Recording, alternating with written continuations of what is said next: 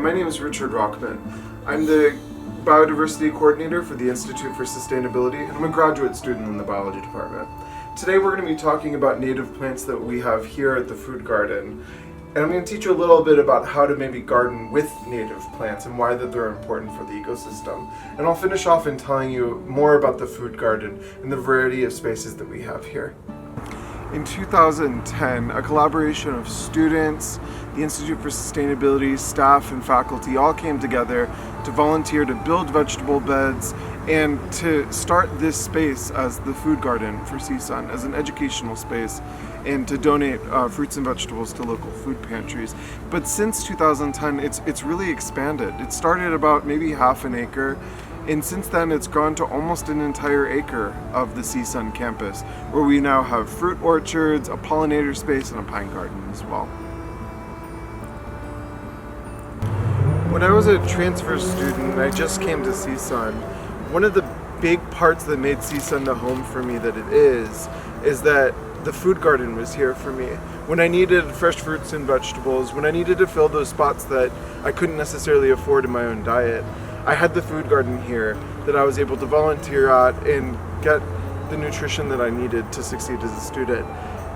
And that's why this place means so much to me, is it's not just about the plants and animals that you can find here, but about the community, the educational space, as well as the nutrients that so many of us don't have. The California poppy is our state flower. It's really gorgeous. Folks drive hours and hours just to go see them, but you can have them in your own garden. Wildflowers are such an important part of the California native plant garden. They really provide that pop that your garden needs in spring to let your neighbors know that you're still taking care of your plants. And California poppies really bring that. And they seed prolifically. They'll make hundreds of thousands of seeds. They'll die a few months after they start blooming. And then they'll greet you again in the next spring.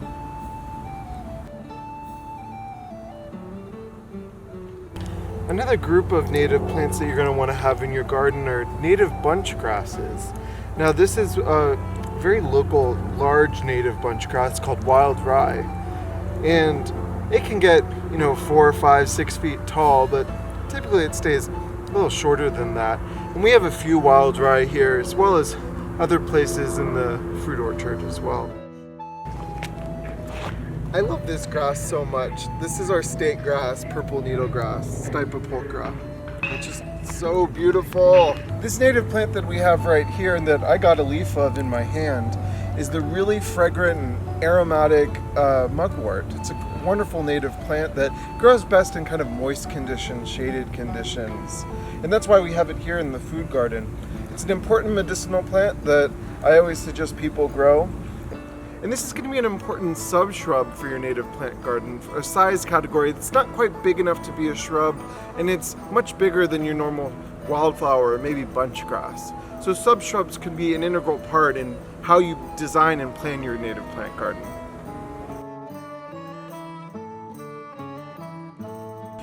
Now, another type of subshrub that I want to talk to you about are vines. Right? So this vine that I have right here, this is a coast morning glory. And just like this tomato plant that's on this fence behind this coast morning glory is going to get in between in this fence and cover it with really beautiful white flowers. Another type of vine that we have is here, this coyote gourd.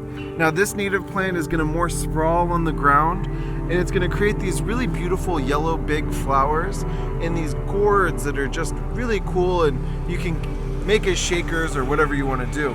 But this coyote gourd, something important to know about it is that it's going to have really big roots underground. But again, it's really good at locking in nutrients in your into your area, and it's going to create moisture on the surface as it spreads out. Really cool plant. So when you're planting things like this Coast Morning Glory, right? I got this at Theodore Payne Foundation, and you're gonna get your plant in maybe a gallon container or smaller. You're gonna want to dig a hole for it that's the size of the roots, the size of where you're planting it.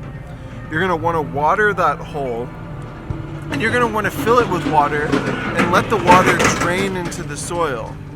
The water's gonna drain into the soil, and then you're gonna plant your plant with the roots in the hole cover it back up and water it again, making sure that you're planting your plant in mud. And that's really important because we want to plant our native plants in mud. This kind of subshrub that we're going to be talking here is a currant, chaparral currant, or Ribes aurum, or golden currant. Sorry, there's so many different types of currants and gooseberries and such. I get the common names confused. This one's really great. It doesn't grow too big for a shrub, but if you're interested in your art orchard, in your food garden, whatever you got, even just a balcony, you want to do native edible plants, this is kind of one of them. The berries to this are really delicious, but it'll also attract a ton of birds and pollinators, the bright yellow flowers, golden flowers, and really cool berries that'll, definitely awesome for native birds. This is part of why I just love native plants, right? What really got me into plants was their connection to the world around us, the animals and to the people, and how people have used these plants for thousands of years.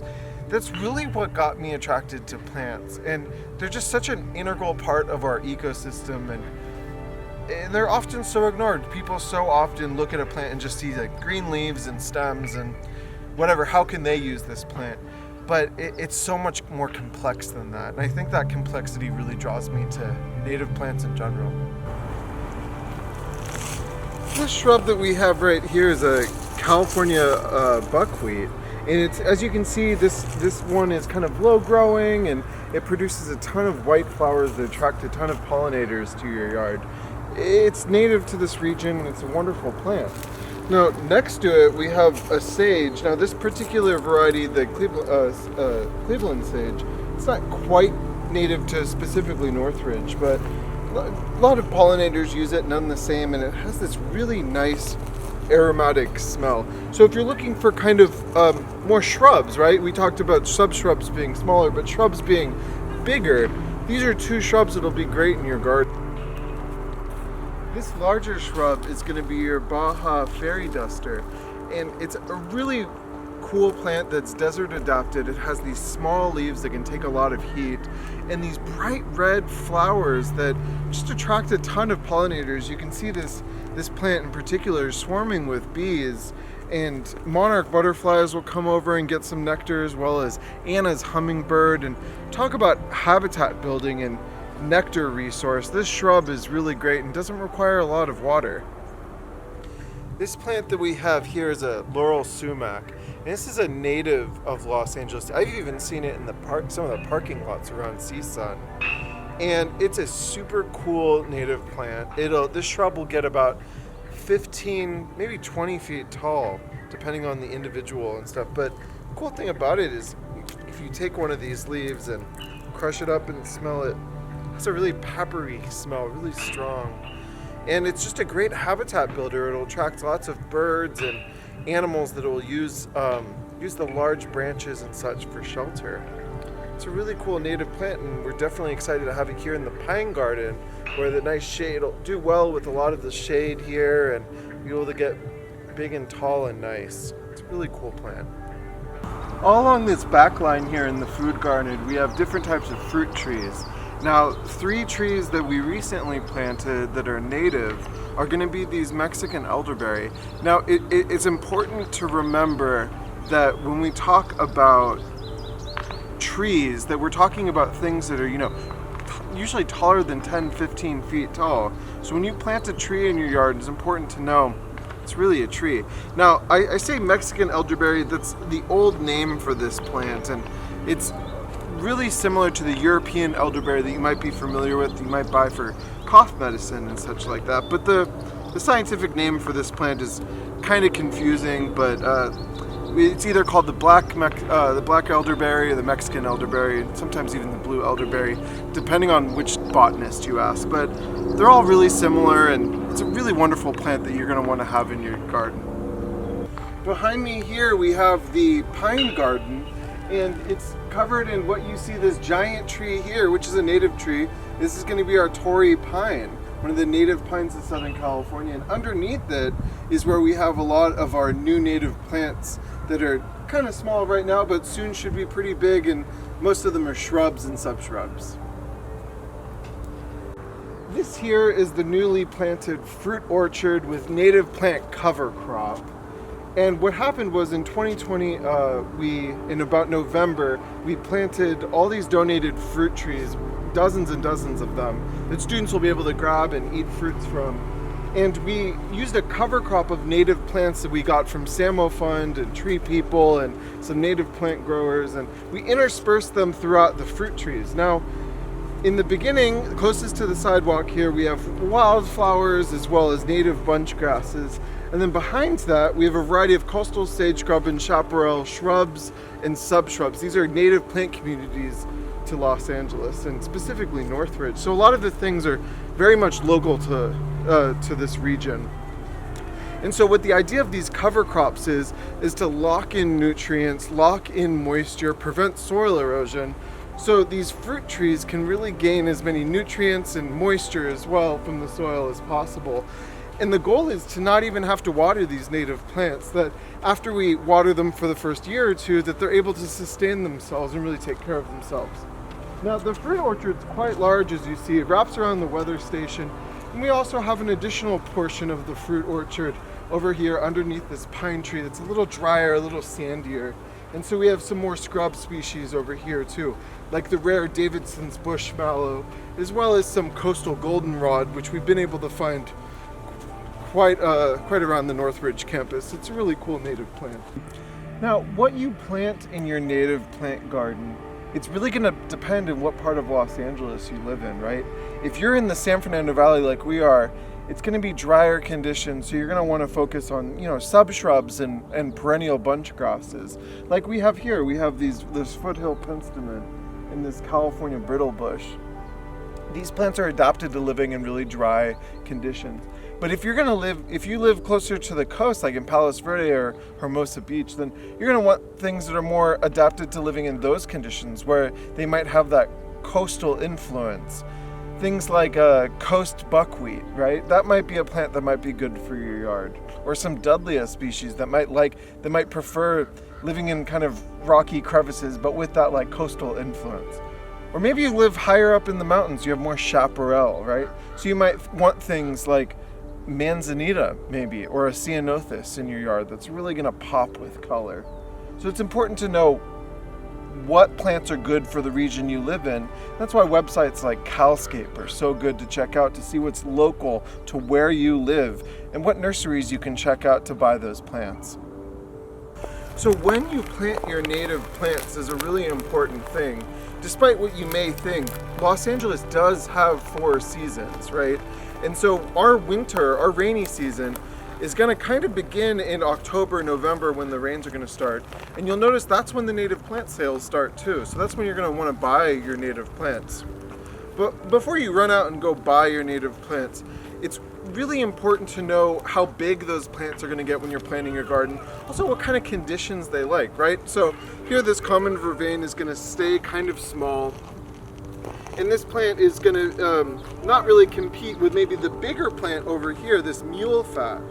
Now, this mule fat is going to like more shaded conditions. It's going to go pretty tall, maybe 10, 15 feet tall. This vervain likes drier conditions, and it's going to stay pretty on the much smaller side than compared to the mule fat. Over here, we're going to have something kind of intermediary to those two, and this is going to be the coast golden bush that I said that grows around CSUN. And this is going to get maybe 3-4 feet tall and spread a little more, but it likes those drier sandy conditions that I can give it here in this drier part of the fruit orchard. When you're planting your native plants, it's going to be really important to know that the space that you're working in, whether it's container plants on a balcony or you have free access to a backyard or maybe a public space that you're working with your neighbors and planting native plants, you're going to want to know what the shading is in this location. Here, I'm under the shade of a bunch of really nice fruit trees, and I'm well protected. And so if you look over here at our island's mallow, which is a native plant, it's partially shaded, which is the type of habitat that it really likes and grows well in. So you're really going to want to know what type of shading your native plants like. A lot of native plants to Northridge don't like that much shading, and they like full sun. So that's the important detail you're going to need to know. Now, when you're planting your native plants you're going to be planting in your yard, a really important first step is actually preparing the space that you're going to be working in, making sure that your native plants like your deerweed and your California sagebrush, making sure that these plants aren't competing with weeds. Now, when we started this native plant garden with this orchard, we were kind of lucky in that there weren't too many weeds here, but they were lurking in the soil. So as soon as we brought moisture into this area, a lot of the weeds started coming back. And that's just going to be a normal part of maintaining your native plant garden, is removing these non-native invasive weeds. Now, this weed that we got right here, this is a cheeseweed, and I'm going to pull it out of the garden right now.